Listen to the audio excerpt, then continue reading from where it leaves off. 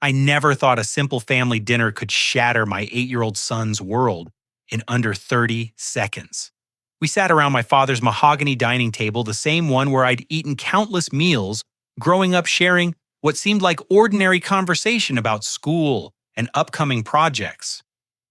Tyler picked at his mashed potatoes while my sister Melody bragged about her daughter Chloe's latest academic achievements. The atmosphere felt warm and familiar until my father Frank cleared his throat with that particular authority he'd always wielded over our family gatherings. His next words cut through the room like a blade through silk. "You know what I've been thinking," he announced, gesturing toward my niece with obvious pride. "Your niece and her sisters are the only ones in this family who'll actually make something of themselves. Not like your boy there." The laughter that followed from Melody and Frank echoed off the walls, while Tyler's fork clattered against his plate, his young face crumpling with a pain I recognized all too well. The silence that followed my father's cruel assessment stretched for what felt like an eternity before I set down my water glass with deliberate calm. Something inside me shifted, a protective fury that had been building for months, finally reaching its breaking point. I looked directly at my sister, noting how her confident smile wavered slightly under my steady gaze before turning back to my father. "You know what, Dad? That's actually really helpful to hear," I said, keeping my voice level despite the rage churning in my chest. "Since you're so confident that Chloe is the only one with potential in this family, I think it makes perfect sense for me to stop paying her $1,700 monthly tuition at Riverside Academy." The transformation in the room was immediate and electric. Melody's face drained of all color, her mouth falling open as she stared at me in shock. Frank's confident demeanor crumbled as he processed what I'd just said, his eyes darting between me and my sister with growing panic. "Norton, what are you talking about?"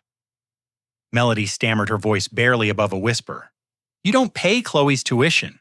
I handle all her school expenses myself." I pulled out my phone and opened my banking app, scrolling to the automatic monthly transfers I'd been making for the past 3 years. "Really? Because according to Wells Fargo, I've been transferring exactly $1,700 to Riverside Academy every month since September of 2021. That's when you lost your marketing position at Henderson Creative. Remember, Eve?" Frank reached across the table and grabbed my forearm, his fingers digging into my skin with desperate pressure. "Please, Norton, not here. We can discuss this privately later."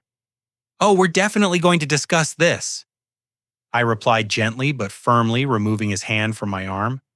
"But first, let's make sure everyone understands exactly what's been happening in this family for the past few years." I turned my phone screen toward them, showing the detailed transaction history that painted a clear picture of my financial support.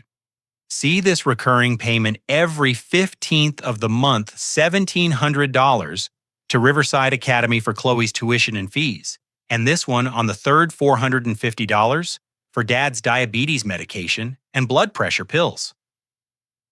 Oh, and this beauty right here every first of the month, $325 for Melody's Honda Accord payment." Tyler looked up from his plate for the first time since Frank's devastating comment, his young eyes wide with understanding as he processed the numbers I was rattling off. Meanwhile, Melody had gone completely silent, her hands trembling as she clutched her napkin. "You see," I continued, my voice gaining strength with each revelation, "while you've both been treating Tyler and me like we're some kind of family disappointments, I've actually been the one keeping this whole operation afloat. Funny how that works, isn't it?" Frank's face had turned an alarming shade of red as he struggled to process the implications of what I was sharing. "Son, I had no idea you were helping with Melody's expenses. She told me she'd found another job." "Did she now?" I asked, raising an eyebrow as I turned to my sister. "Melody, would you like to tell Dad about this amazing new job you've had for the past 3 years? The one that somehow allows you to afford private school tuition for Chloe while living in that beautiful apartment downtown?" Melody's composure finally cracked completely. Tears began streaming down her cheeks as she looked between Frank and me, clearly realizing that her carefully constructed facade was crumbling in real time. "I was going to tell you both," she whispered, her voice breaking. "I just didn't want Dad to worry, and I knew Norton could afford it, so I thought it would just be temporary until I got back on my feet." 3 years, Melody. I said, my tone becoming sharper. 3 years of letting Dad believe you were handling everything yourself while I quietly covered your expenses. 3 years of family dinners where you and Dad made jokes about Tyler's potential while I funded your daughter's elite education. The weight of these revelations seemed to press down on everyone at the table. Frank looked completely deflated, his earlier confidence replaced by obvious shame and confusion.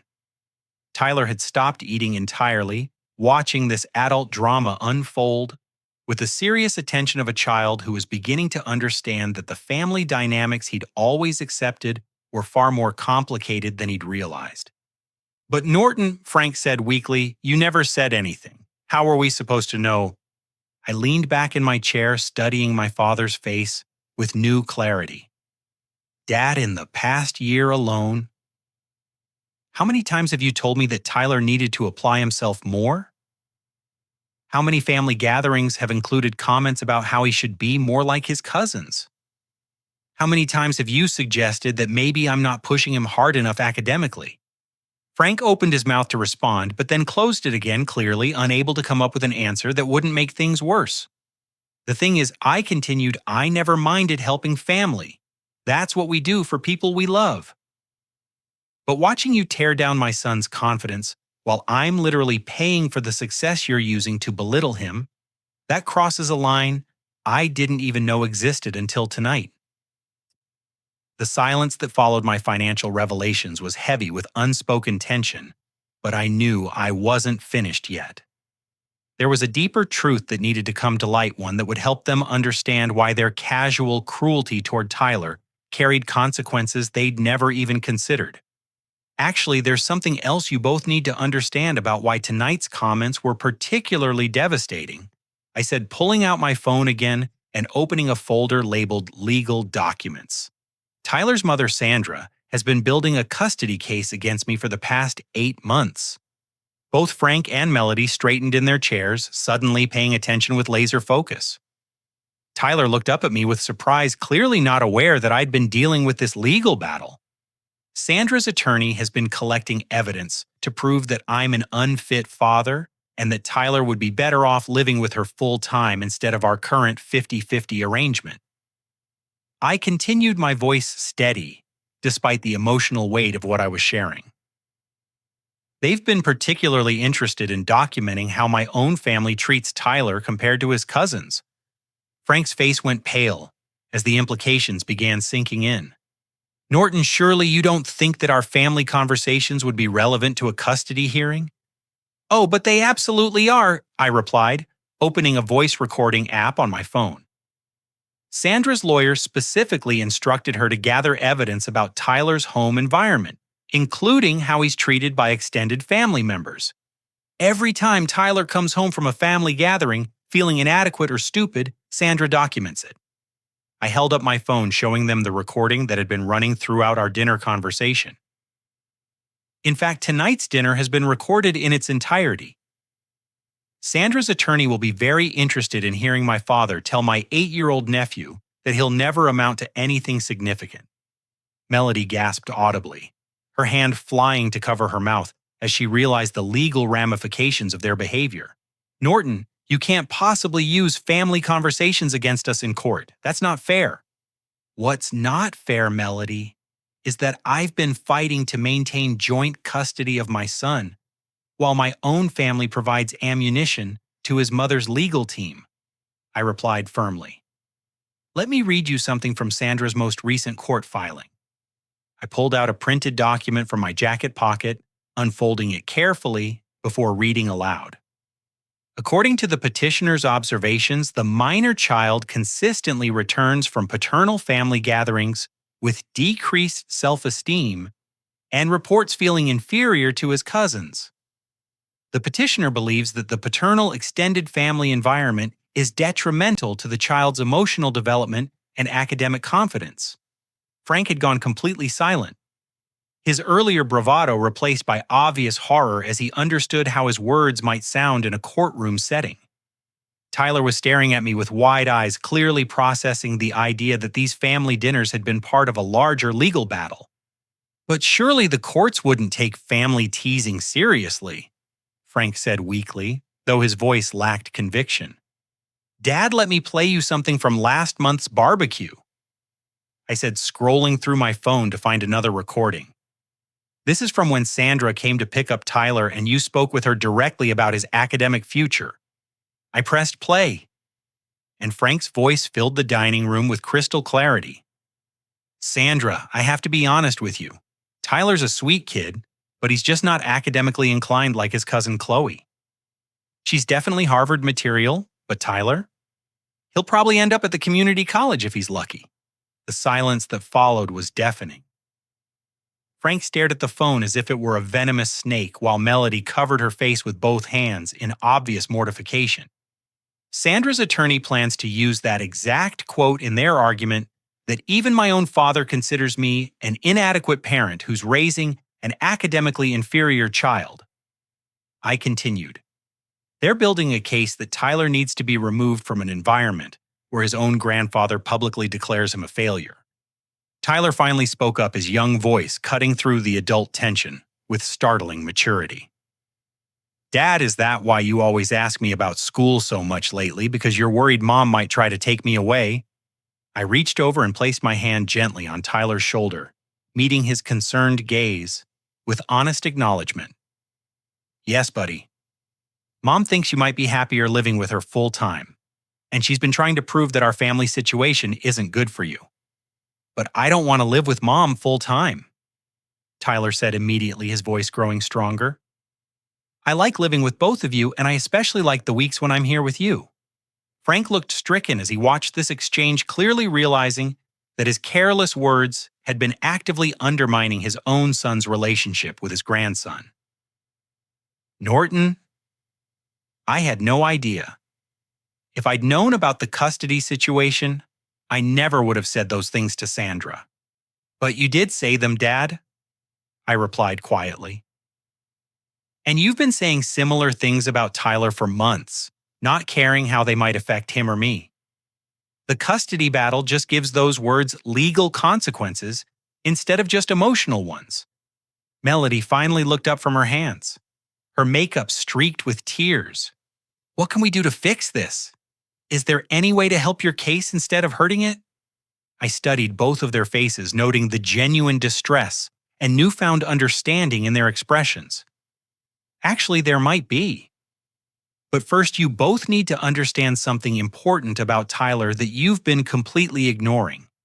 I reached into my jacket pocket and pulled out a manila folder I'd brought specifically for this moment, knowing that eventually I'd need to defend my son against their misconceptions. The weight of the documents inside felt substantial, representing years of Tyler's achievements that I'd deliberately kept private to protect him from family dynamics I was only now beginning to fully address. Since you're both so concerned about Tyler's academic future, let me share some information about what he's actually been accomplishing while you've been focused on comparing him unfavorably to his cousins, I said, opening the folder and spreading several certificates and letters across the mahogany table. Frank leaned forward, adjusting his reading glasses as he examined the documents. His expression shifted from confusion to surprise as he read the letterheads and official seals that decorated each piece of paper. Tyler, come here for a minute, buddy, I said gently, and my son moved from his chair to stand beside me, his curiosity overcoming his earlier distress. I picked up the first certificate and held it so everyone could see clearly.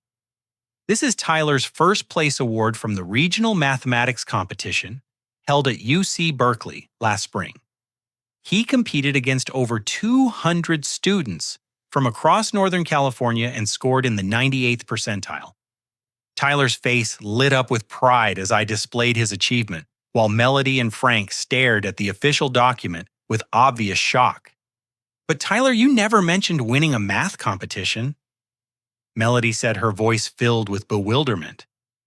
Why didn't you tell us about this Tyler looked up at me for guidance before answering quietly. Dad said I should keep my school stuff private unless someone specifically asked about it. He said some people might feel bad if I talked about winning things all the time. I nodded, remembering the conversation we'd had after Tyler's first competition victory. I taught him not to brag because I wanted him to stay humble, but also because I noticed that family gatherings became more pleasant when Tyler didn't mention his academic successes. Frank's face flushed with what I recognized as shame mixed with defensive anger. Norton, are you suggesting that we would have been jealous of Tyler's achievements? I'm not suggesting anything, Dad. I'm stating facts, I replied, pulling out another document. This is a letter from Tyler's computer science teacher at Lincoln Elementary. Tyler created a mobile application that helps children with reading disabilities practice phonetic recognition through interactive games. I handed the letter to Frank, watching his eyes widen as he read the teacher's detailed description of Tyler's programming project. The app has been downloaded over 5,000 times since Tyler uploaded it to the educational software platform last fall. I continued. His teacher submitted it to the State Department of Education as an example of exceptional student innovation. Melody reached across the table to examine the letter, her expression shifting from skepticism to amazement as she processed what she was reading. Tyler actually programmed a working mobile application at 8 years old. 9 years old now, Tyler corrected politely, a small smile tugging at the corners of his mouth. And I'm working on a new one that helps kids learn multiplication tables through space exploration games. Frank set down the letter and looked directly at Tyler, his voice much quieter than usual. Tyler, I had no idea you were interested in computer programming. How did you learn how to create applications? Dad teaches me on weekends, Tyler replied matter-of-factly. We work on coding projects together in his home office. I also watch online tutorials and read programming books from the library. I pulled out the next set of documents determined to complete the picture of Tyler's actual capabilities. These are Tyler's standardized test scores from last semester. He scored in the 99th percentile in mathematics and the 96th percentile in reading comprehension. Melody studied the official score reports, comparing Tyler's results to national averages and grade level expectations. These scores are incredible, Norton. Tyler is performing at a high school level in mathematics. Actually, I said, reaching for the final document in my folder, that brings me to the most important piece of information you need to understand about Tyler's academic future. I unfolded a letter bearing the official logo and letterhead of the Massachusetts Institute of Technology, watching Frank and Melody's expressions change dramatically as they recognized the prestigious institution's seal.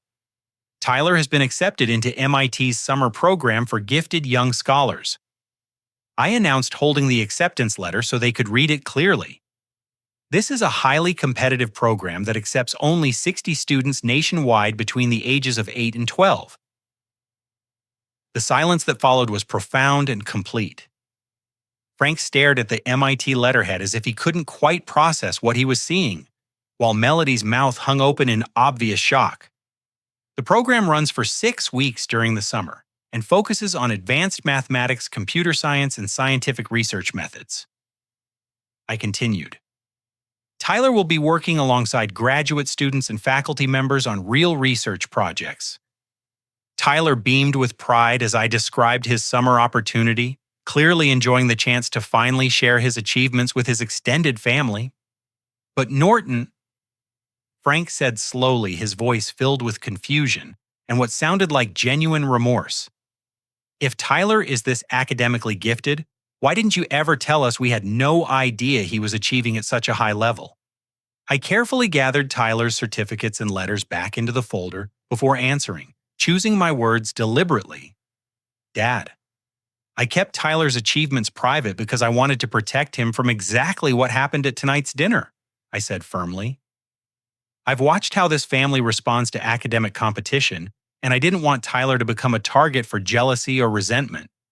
Melody looked stricken as she processed my explanation. Are you saying we would have treated Tyler badly if we'd known about his accomplishments? I'm saying that Chloe's academic success has always been celebrated loudly and frequently at family gatherings, while any mention of Tyler's interests or achievements has been dismissed or minimized.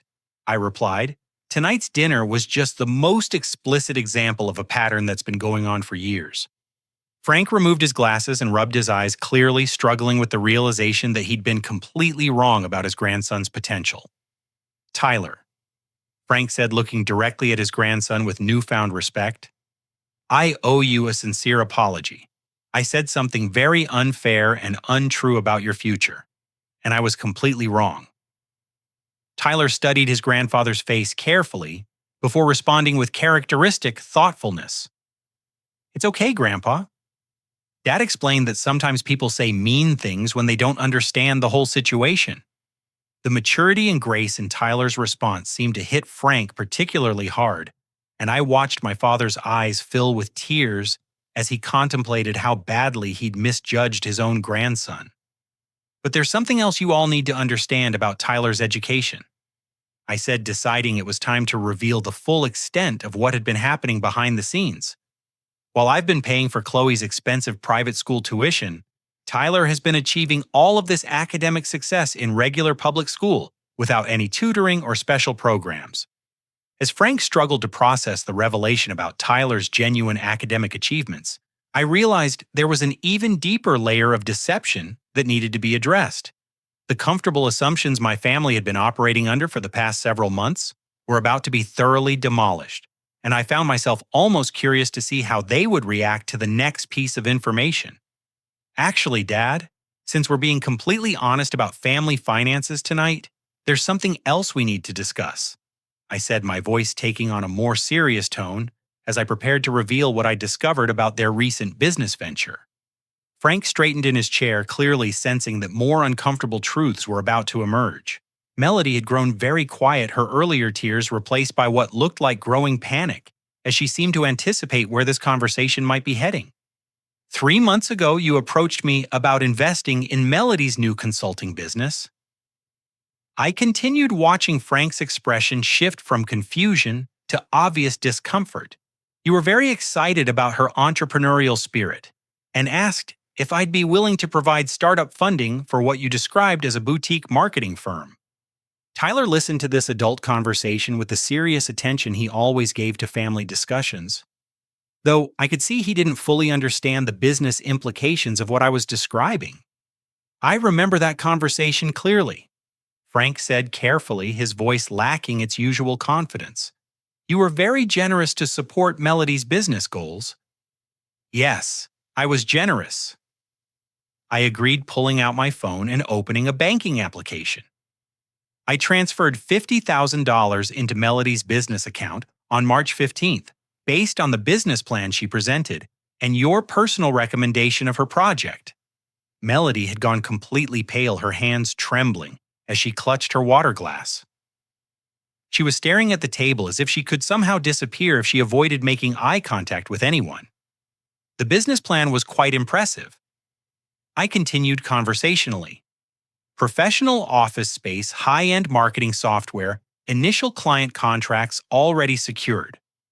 Melody projected that she'd be able to repay the startup loan within 18 months and potentially offer me a return on my investment.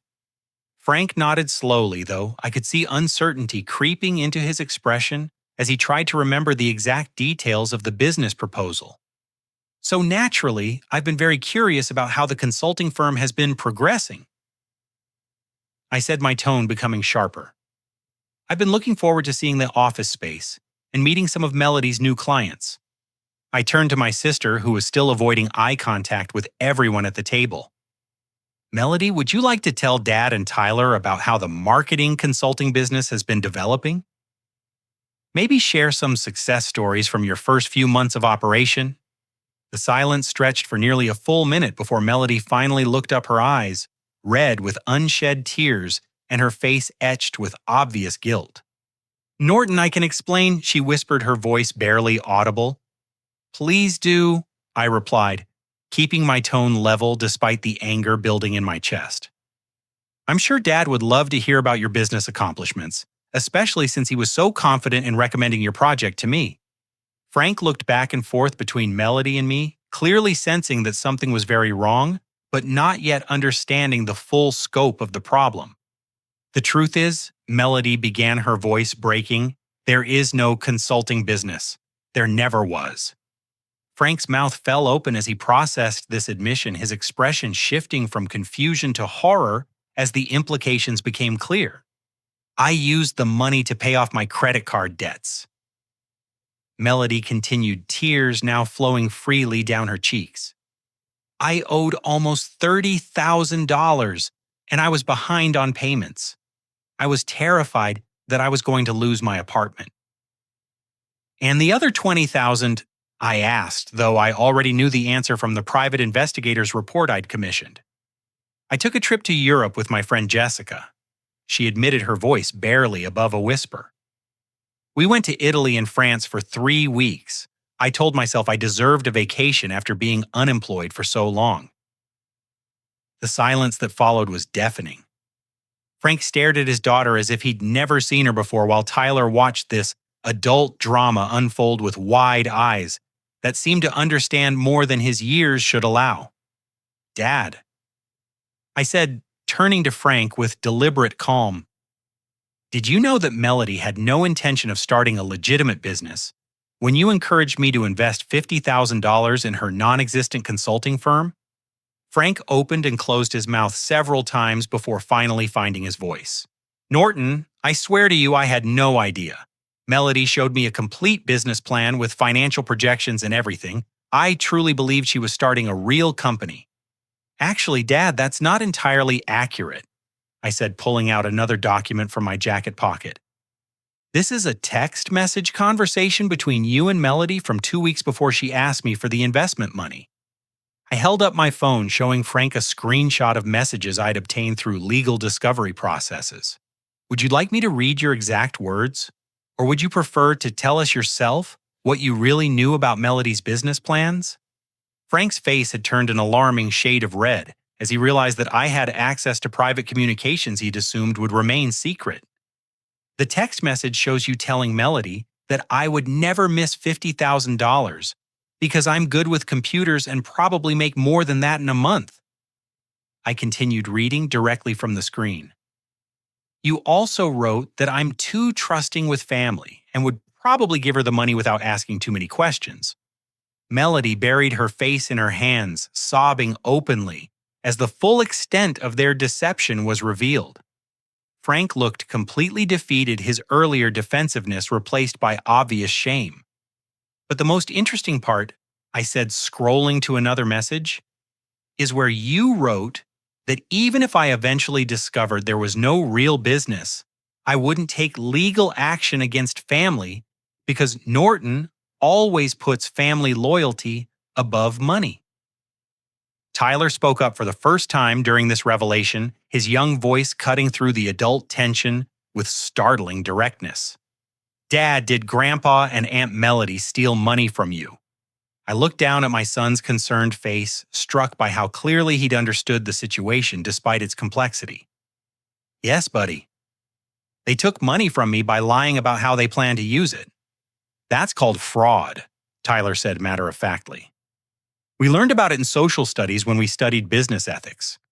Frank winced at Tyler's accurate assessment, clearly realizing that even his 9-year-old grandson could recognize the criminal nature of what they'd done.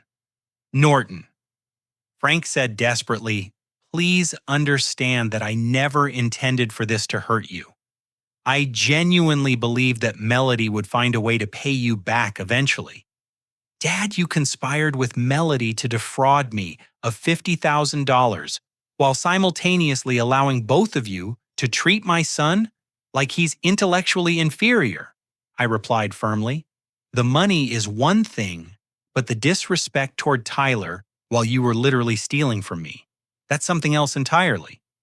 I reached into my jacket and pulled out one final document, this one bearing the official seal of the San Francisco District Attorney's Office. Which brings me to the legal resolution of this situation. I said, unfolding the document so they could see the official letterhead clearly. I filed a formal complaint for financial fraud with the district attorney's office last week. Melody's sobbing intensified as she realized the legal consequences of their actions, while Frank stared at the official document with obvious terror.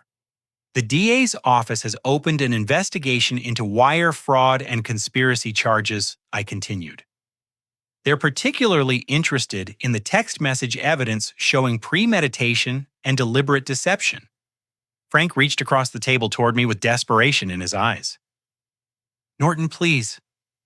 Surely we can work this out within the family without involving criminal charges. I studied my father's face, noting the genuine fear and remorse in his expression, before responding with careful consideration. Actually, Dad, there might be a way to resolve this situation that doesn't involve criminal prosecution, I said slowly.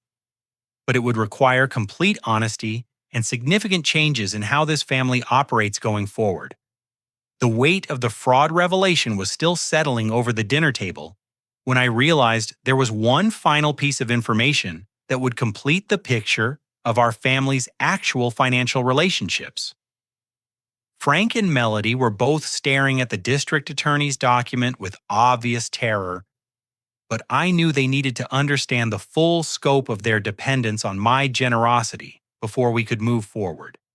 Before we discuss potential resolutions to the fraud charges, there's one more thing you both need to understand about your current living situations. I said, my voice taking on the tone I used during difficult business negotiations. Frank looked up from the legal document, his face already showing signs of dread as he anticipated another unwelcome revelation. Dad, do you remember 2 years ago when you were facing foreclosure on this house? I asked, gesturing around the dining room where we'd shared so many family meals over the years. Frank's expression shifted to confusion mixed with obvious discomfort. Of course I remember. It was a very difficult time financially, but I managed to work things out with the bank. Actually, you didn't work things out with the bank, I corrected gently. I worked things out with the bank. The silence that followed was profound as Frank processed what I'd just said. Melody looked back and forth between us, clearly not understanding the implications of this new information. What do you mean, Norton? Frank asked slowly, though his voice suggested he was beginning to suspect the answer. I pulled out my phone and opened a different banking application, one that showed mortgage payments and property management expenses. 2 years ago, when Wells Fargo was preparing to foreclose on this house due to your gambling debts, I purchased your mortgage from the bank for $120,000. Frank's face went completely white as the reality of his situation became clear. You bought my mortgage, but the bank told me the foreclosure had been canceled because I'd brought my payments current. The foreclosure was canceled because I paid off your entire debt to Wells Fargo and assumed ownership of your mortgage. I explained, showing him the official documents on my phone screen. You've been living in my house for the past 2 years. Melody gasped audibly as she understood what this meant for Frank's financial independence. Dad, you don't own your house anymore. Technically, Frank has been renting from me, I continued, though I've never charged him rent or asked him to sign a formal lease agreement. I've also been paying the property taxes, homeowner's insurance, and all major maintenance costs. Frank stared at me with a mixture of shock and growing humiliation as he realized how completely dependent he'd become on my financial support. But Norton, why didn't you tell me? Frank asked, his voice barely above a whisper. I had no idea you'd bought my mortgage. I thought I was living in my own home. I didn't tell you because I wanted to preserve your dignity, I replied honestly. I knew you'd be embarrassed about losing your house, so I structured the arrangement to let you believe you'd solved the problem yourself. Tyler had been listening to this conversation with the serious attention he always gave to adult discussions, and now he spoke up with characteristic directness. Dad, does this mean Grandpa has been living in your house while saying mean things about me? Tyler asked, his young voice cutting straight to the heart of the matter. The simplicity and accuracy of Tyler's question seemed to hit Frank particularly hard. He looked at his grandson with obvious shame before turning back to me. Norton, I feel sick thinking about how I've treated you and Tyler while you've been supporting me financially.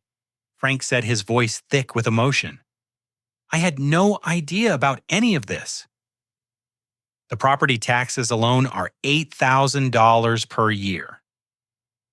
I continued pulling up the detailed expense records, plus homeowners' insurance maintenance and repairs. Last month, I paid $3,000 to replace the roof after those winter storms. I showed him the receipts from the roofing company, along with bills from the plumber, electrician, and landscaping service I'd been using to maintain his property. But how is this possible? Melody asked, still struggling to process the scope of her father's dependence on Norton's generosity. Dad always talks about this house like he owns it outright. Because I've allowed him to maintain that illusion, I replied. When friends or neighbors ask about the house, I've never corrected Frank's claims of ownership. I wanted him to feel secure and respected in his own community. Frank buried his face in his hands, clearly overwhelmed by the realization of how thoroughly I'd been supporting his lifestyle while he'd been undermining my relationship with Tyler. The irony is profound, isn't it? I continued, my voice becoming sharper. You've been sitting in my house, eating dinner at my table, while telling my son that he'll never amount to anything significant. You've been living on my charity, while criticizing my parenting and questioning Tyler's potential. I reached into my jacket pocket and pulled out one final document, this one prepared by my attorney earlier in the week. Which brings me to the legal reality of your housing situation. I said, unfolding the official notice and placing it on the table where Frank could read it clearly.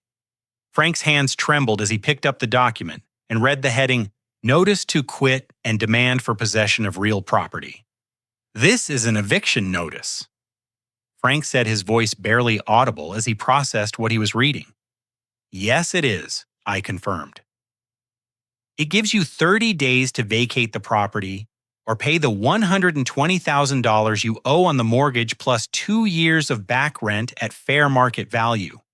Melody read the eviction notice over Frank's shoulder, her face growing pale as she understood the implications. Norton, you can't possibly be serious about evicting Dad. Where would he live? That's not really my problem, is it? I replied calmly. Frank is a grown man who chose to gamble away his house while simultaneously treating my son with contempt and disrespect. The natural consequences of those choices are his responsibility, not mine. Frank looked up from the eviction notice with tears in his eyes. Norton, please don't do this. I know I've made terrible mistakes, but I'm still your father. You're absolutely right, you are my father. I agreed. Which makes your behavior toward Tyler even more inexcusable. You're his grandfather, and you've been systematically undermining his confidence while living on my charity. Tyler reached over and took my hand, offering quiet support as he watched this difficult family confrontation unfold. His presence reminded me why I was fighting this battle and what was truly at stake. I prepared this eviction notice before tonight's dinner. I continued, because I've been documenting the pattern of emotional abuse toward Tyler for months. Tonight's comment about his future was simply the final straw. Frank stared at the legal document with obvious desperation, clearly trying to figure out how to resolve a situation that seemed completely hopeless. However, I said, my tone softening slightly, there might be a way to avoid eviction and criminal prosecution if you're both willing to make some fundamental changes in how you treat Tyler and respect our family relationship. As the weight of the eviction notice and fraud charges settled over the table, I expected Frank and Melody to immediately start bargaining or making desperate promises.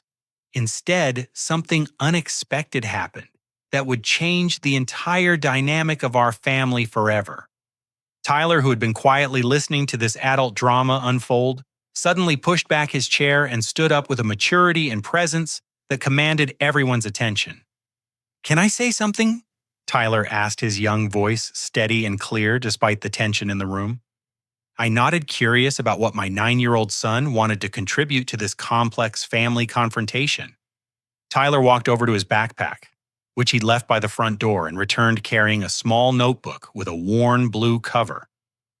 He set it on the table in front of Frank and Melody before sitting back down in his chair.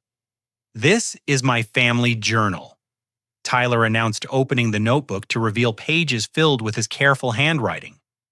"Dad taught me to write down important things that happen, so I've been keeping track of family dinners and visits for the past 8 months." Frank and Melody stared at the journal with growing apprehension, clearly understanding that Tyler had been documenting their behavior toward him. "I want to read you some of the things I wrote down." Tyler continued, his voice remaining calm and factual.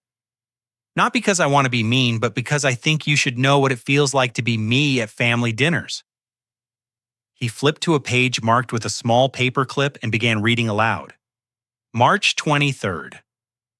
Grandpa Frank told Mom that Chloe is definitely going to be valedictorian of her high school class, but I'll probably struggle to graduate.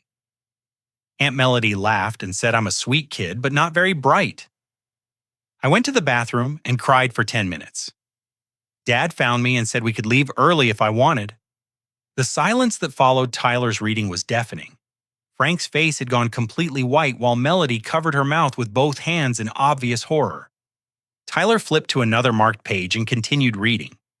April 15th. Family barbecue at Grandpa's house. Chloe showed everyone her science fair project about solar energy. Everyone was very excited and took lots of pictures. When I tried to show my programming project on Dad's laptop, Grandpa Frank said nobody wanted to see computer games and that I should go play outside instead. Aunt Melody said I spend too much time on screens anyway. Dad looked angry but didn't say anything. Frank tried to interrupt, but Tyler held up his small hand with surprising authority. "I'm not finished yet," Tyler said firmly. "There's more you need to hear." He turned to a more recent entry and began reading again. November 8th, Thanksgiving dinner. Grandpa Frank told everyone at the table that Chloe will probably get into an Ivy League college, but he's worried about my future because I don't seem motivated. Aunt Melody said maybe I have a learning disability that hasn't been diagnosed yet. Uncle Brad said some kids are just late bloomers, but Grandpa Frank said he doesn't think I'm a late bloomer, just not very academic. I wrote down exactly what they said because Dad always tells me to be accurate about important events. Melody had begun crying again, but these tears seemed different from her earlier ones, filled with genuine remorse rather than self-pity. Tyler closed the journal and looked directly at Frank with an expression far too mature for his 9 years. "Grandpa Frank, I want you to know that I've always known exactly what you and Aunt Melody think about me," Tyler said quietly. "I'm not stupid even though you think I am. I understand when adults are being mean, even when they pretend they're just being honest." Frank's composure finally cracked completely. He buried his face in his hands and began sobbing with the kind of deep, wrenching grief that comes from truly understanding the harm you've caused. "Tyler, I'm so sorry," Frank managed to say through his tears. "I never realized how cruel I was being. I thought I was just making casual observations. But here's the thing, Grandpa." Tyler continued, his voice remaining steady and thoughtful. "I never wanted you and Aunt Melody to like me anyway, because I figured out that you're not very nice people." The simple honesty of this statement from a 9-year-old seemed to hit both adults like a physical blow. I realized that people who take money from my dad while being mean to both of us aren't the kind of people whose opinions matter, Tyler explained. Dad taught me that character is more important than anything else, and you both have shown me your character. Tyler opened his journal to the very last entry dated earlier that evening. "I wrote this before dinner tonight," Tyler said. "I want to read it to you now." He cleared his throat and began reading his final entry. "I think tonight might be the night when Dad finally tells Grandpa Frank and Aunt Melody the truth about how they treat us. Dad has been very patient, but I can tell he's getting tired of their meanness. I hope he knows that I don't need them to love me or think I'm smart, because I already know who I am. I'm proud to be Dad's son, and I don't care if Grandpa Frank thinks I'm not as good as Chloe. Dad and I know the truth about what I can do, and that's enough for me. The wisdom and emotional maturity in Tyler's words left everyone at the table speechless. Even I found myself struggling to process the depth of understanding my son had developed about our family situation. Tyler closed his journal and turned to face me directly. Dad, I want to tell you something important. Tyler said, his young voice filled with conviction. I never want to live with Mom full time, no matter what her lawyer says about our family. You're the best dad in the world, and I want to keep living with you even if Grandpa Frank and Aunt Melody can't be nice to us. He paused for a moment before continuing with remarkable poise. I also want you to know that I wrote a letter to the judge who's deciding about where I should live, Tyler announced, pulling a folded piece of paper from his backpack. I wanted to make sure she understands how I feel about everything that's been happening. Frank and Melody stared at the letter with obvious alarm, clearly realizing that Tyler's testimony could have significant impact on the custody case. Would you like me to read part of my letter? Tyler asked, looking around the table at the adults who had underestimated him for so long. I nodded, genuinely curious about what Tyler had written to the family court judge. Tyler unfolded his letter and began reading in his clear, confident voice. Dear Judge Martinez, my name is Tyler and I'm 9 years old. My parents are divorced and my mom wants me to live with her all the time instead of half the time with each parent. I'm writing to tell you that I want to keep living with my dad because he's a good parent who takes care of me and teaches me important things. My mom's lawyer says my dad's family is mean to me, and that makes it a bad environment, but that's not my dad's fault. My dad always protects me and stands up for me when his family is unkind. I think that makes him a good parent, not a bad one. I've learned that some people in families can be mean or selfish, but that doesn't mean you should give up on the good people. My dad is a good person, and I want to keep being his son full time. Please don't make me live with my mom just because my grandpa and aunt haven't been nice to us. That would be punishing my dad for other people's mistakes. And that doesn't seem fair. Thank you for listening to me. Or the letter's impact was immediate and profound. Frank looked completely devastated as he realized that his behavior had not only hurt Tyler, but had also threatened Tyler's relationship with me. Melody was sobbing openly, clearly understanding that her actions had contributed to a legal battle that could tear apart Tyler's preferred living arrangement.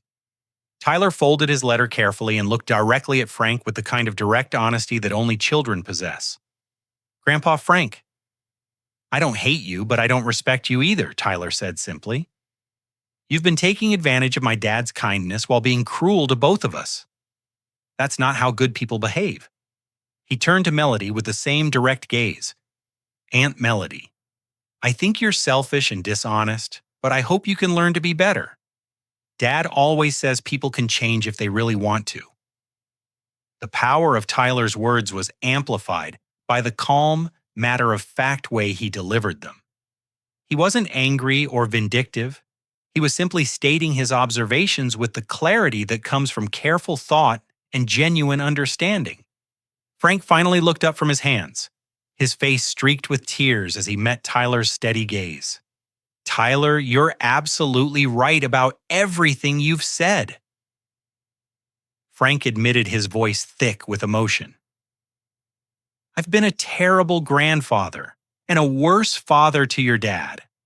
I don't deserve your forgiveness, but I hope someday it can earn your respect. Tyler considered this statement seriously before responding. Grandpa Frank, respect isn't something you earn by asking for it, Tyler said with remarkable wisdom. You earn it by doing the right thing, even when it's hard, and being honest, even when it's embarrassing. If you want to start doing that, I'll pay attention to see if you mean it. 6 months later, as I sat in my home office reviewing the quarterly reports from my software consulting business, I found myself reflecting on the dinner that had fundamentally changed our family's dynamics forever. The mahogany table where we'd shared that confrontational meal now belonged to me officially, since Frank had signed over the deed to his house rather than face eviction. But more importantly, that evening had marked the beginning of genuine transformation for everyone involved. The most immediate change had been in the custody situation with Sandra. When Judge Martinez read Tyler's letter and reviewed the evidence of Frank and Melody's financial dependence on me, she made a ruling that surprised everyone involved. Rather than seeing my family's dysfunction as evidence of an unsuitable environment, she recognized it as proof that I was willing to protect Tyler from harmful influences regardless of the personal cost. The judge noted that a parent who would confront his own family to defend his child's emotional well-being was demonstrating exactly the kind of protective instinct courts want to see. Sandra's petition for full custody was denied, and our 50-50 arrangement remained in place. Frank had moved into a modest one-bedroom apartment, about 15 minutes from my house, close enough to maintain a relationship with Tyler, but far enough to give us all space to heal. The transition hadn't been easy for him. At 72 years old, he'd found himself truly independent for the first time in years, responsible for his own bills and grocery shopping. But the change had been remarkably positive. Without the financial safety net I'd been providing, Frank had been forced to confront his gambling addiction seriously. He'd joined Gamblers Anonymous and had been attending meetings twice a week for the past 5 months. The most surprising development had been Frank's relationship with Tyler. Once my father understood the extent of his grandson's actual capabilities, he'd become Tyler's most enthusiastic supporter. Frank had started attending Tyler's math competitions and programming demonstrations, often arriving early to get good seats and staying late to discuss the technical details with other parents. The pride in Frank's voice when he talked about Tyler's achievements was genuine and unmistakable, a complete reversal from his earlier dismissive attitude. Melody's transformation had been more gradual but equally significant. Facing potential criminal charges for fraud had been a wake-up call that forced her to examine her choices and priorities. She'd found a legitimate job with a small advertising agency downtown, earning about half what she'd made before her unemployment, but enough to cover her basic expenses. More importantly, she'd begun paying me back for the fraudulent business investment, sending me $200 every month along with handwritten notes expressing her gratitude and remorse. The relationship between Melody and Tyler had required the most careful rebuilding. Tyler's journal entries had made it clear that he'd lost trust in his aunt's character, and he wasn't interested in pretending that relationship could return to normal without significant effort on her part. Melody had started by writing Tyler a formal apology letter, acknowledging specifically how her words and actions had hurt him. She'd followed that with consistent behavior changes, asking Tyler about his programming projects and attending his academic competitions alongside Frank. Tyler himself had flourished in the new family dynamic. Without the constant undercurrent of criticism and comparison, he'd become more confident in sharing his achievements and interests. His MIT summer program had been an enormous success, leading to an invitation to participate in advanced research projects during the regular school year. More importantly, Tyler had maintained his remarkable emotional maturity, showing forgiveness toward Frank and Melody, while still holding firm boundaries about respectful treatment. The financial arrangements had been restructured to reflect the new family reality. I'd stopped paying Chloe's private school tuition, though I'd given Melody 6 months' notice to find alternative arrangements. Interestingly, Chloe had ended up transferring to Tyler's public school, where she'd discovered that academic success required more personal effort than she'd been accustomed to in her previous environment. The competition had been good for her, and she'd actually formed a friendship with Tyler based on their shared interest in advanced mathematics. Frank's medical expenses were now his own responsibility, though I'd helped him research Medicare supplement plans and prescription assistance programs. The monthly payment I'd been making toward Melody's car had ended, forcing her to either take over the payments herself or trade down to a more affordable vehicle. She'd chosen to keep the car and make the payments, viewing it as part of her commitment to financial independence. Perhaps the most significant change had been in the tone of our family gatherings. We'd started having monthly dinners again, but now they took place at my house with ground rules that everyone understood and respected. Conversations about the children focused on encouragement and genuine interest in their individual strengths. Academic achievements were celebrated for all the kids equally without comparisons or competitions. Most importantly, Tyler felt safe and valued in these new family interactions.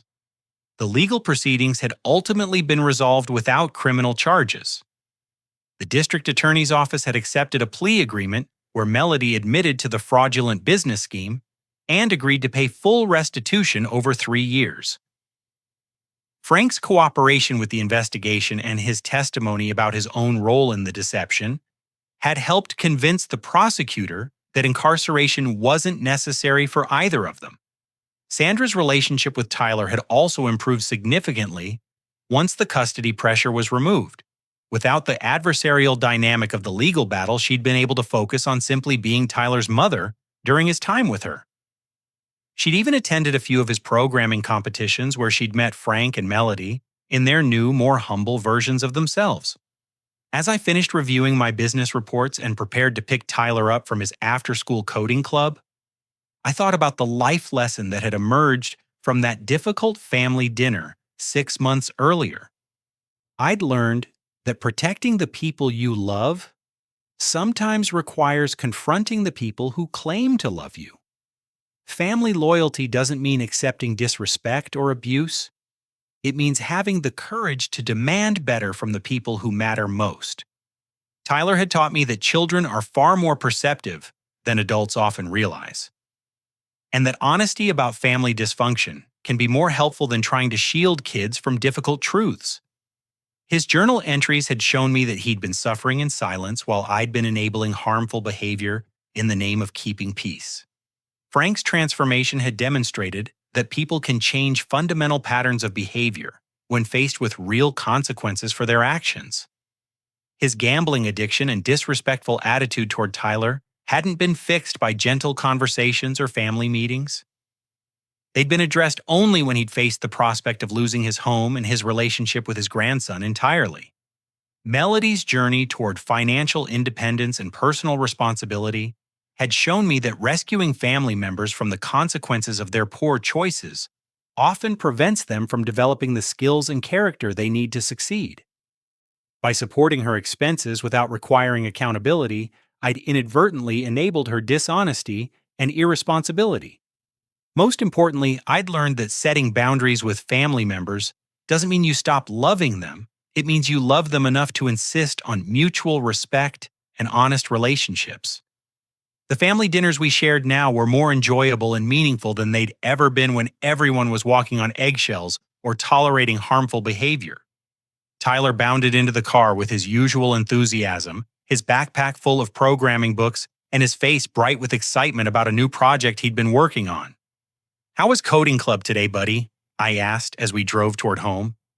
"Amazing," Tyler replied, pulling out his laptop to show me his latest creation. "I finished the multiplication game I've been working on, and Mrs. Patterson thinks it's good enough to submit to the state educational technology competition." As Tyler excitedly explained the features of his new educational game, I felt the deep satisfaction that comes from knowing you've made the right choices for the right reasons. The confrontation at that family dinner had been painful and difficult, but it had led to a family dynamic based on mutual respect rather than dysfunctional patterns of enabling and resentment. "Dad," Tyler said as we pulled into our driveway, "do you think Grandpa Frank will want to see my new game when he comes over for dinner on Sunday?" "I'm sure he will," I replied, smiling at Tyler's casual assumption that his grandfather would be genuinely interested in his work. "He's been looking forward to hearing about your coding projects all week." As we walked into our house together, Tyler chattering excitedly about his programming ideas and weekend plans, I realized that the most important lesson from our family transformation was this: sometimes the greatest act of love is refusing to accept less than you and your loved ones deserve, even when that refusal requires difficult conversations and painful changes. The strength to protect Tyler's emotional well-being and demand respectful treatment had come from recognizing that family relationships should be based on mutual care and support, not one-sided sacrifice and endurance of harmful behavior. By setting clear boundaries and enforcing real consequences, I'd created space for genuine healing and positive change to occur. Our family wasn't perfect now, but it was honest. Frank and Melody had learned that my kindness had limits, and that Tyler's confidence was non-negotiable. Tyler had learned that he was worth defending and that his achievements mattered regardless of other people's opinions. And I had learned that sometimes the most loving thing you can do is refuse to enable harmful behavior, even when that refusal creates temporary pain and conflict. The dinner table confrontation that had felt so devastating at the time had actually been the beginning of the most authentic and respectful family relationships we'd ever shared. Sometimes the courage to say no more is exactly what's needed to create space for something much better to grow. I hope sharing this story has given you some insight into the complex dynamics that can exist within families and the importance of protecting the people who matter most to you. Have you ever had to make difficult choices to defend someone you love from family members who were treating them poorly? How do you balance family loyalty with the need to set healthy boundaries? I'd love to hear about your experiences in the comments below. If this story resonated with you, please consider liking this video to help others find it who might need to hear this message. Subscribing to the channel helps me continue sharing these real-life stories about family challenges and personal growth. And if you know someone who's struggling with similar family dynamics, please share this video with them. Sometimes knowing that others have faced these difficult choices can provide the courage needed to make positive changes. Thank you for listening to my story and for being part of this community where we can share honest experiences about the challenges and triumphs of family life. I wish you and your loved ones the strength to build relationships based on mutual respect and genuine care. Until next time, remember that protecting the people you love is always worth the temporary discomfort of difficult conversations.